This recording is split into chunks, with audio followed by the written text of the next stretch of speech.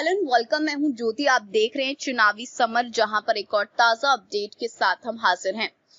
Court ने कहा, लोगों को व्यक्तिगत स्वतंत्रता से वंचित नहीं किया जा सकता। केंद्र में भाजपा के मजबूत होने के बाद ऐसे कई मामले देखे गए हैं जहां सत्ता पक्ष के द्वारा विरोध में उठने वाले आवाज को दबाने की कोशिश की गई है, जिसकी वजह से कई बार विपक्ष के साथ साथ सुप्रीम कोर्ट और राज्यों के हाई कोर्ट ने भी सरकार के खिलाफ तीखी टिप्पणी की है।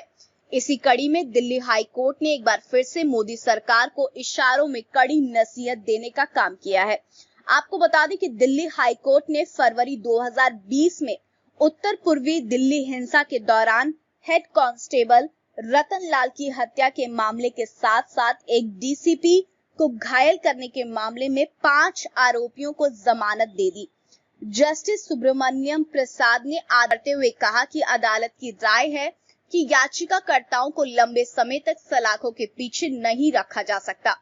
कोर्ट ने कहा कि उनके खिलाफ लगाए गए आरोपों की सत्यता का परीक्षण ट्रायल के दौरान भी किया जा सकता है।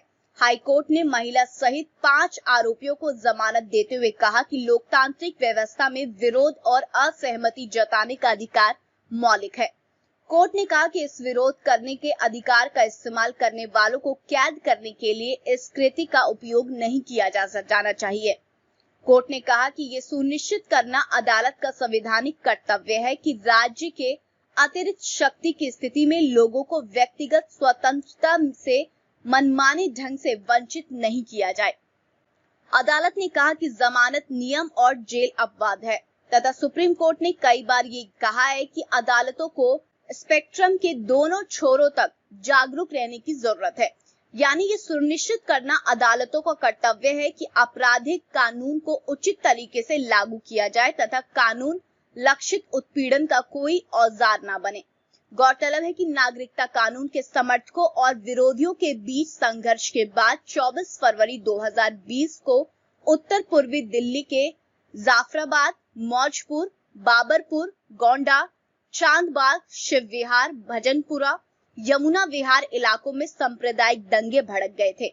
इस हिंसा में कम से कम 53 लोगों की मौत हो गई थी और सैकड़ों लोग घायल हो गए थे। इसके साथ ही सरकारी और निजी संपत्ति को भी काफी नुकसान पहुंचा था।